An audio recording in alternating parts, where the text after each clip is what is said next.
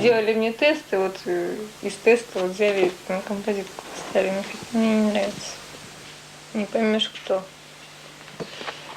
Из какой республики? Из Бежамши.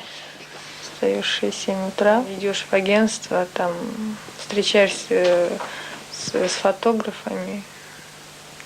Или просто тебе записывают определенное количество кастингов, которые ты должна пройти за день.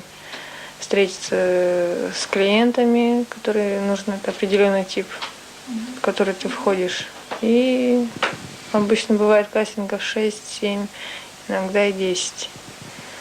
Это в разных концах в Париже, это разные точки совершенно. Естественно, приходишь часов 6-7 вечера совершенно без сил.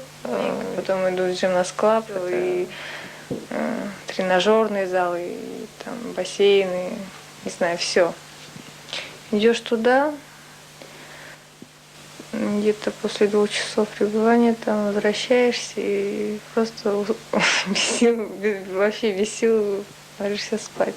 Опять подъем на следующее утро в 7-6 утра. Тут, понимаешь, знаешь ты английский, не знаешь, это как-то все равно.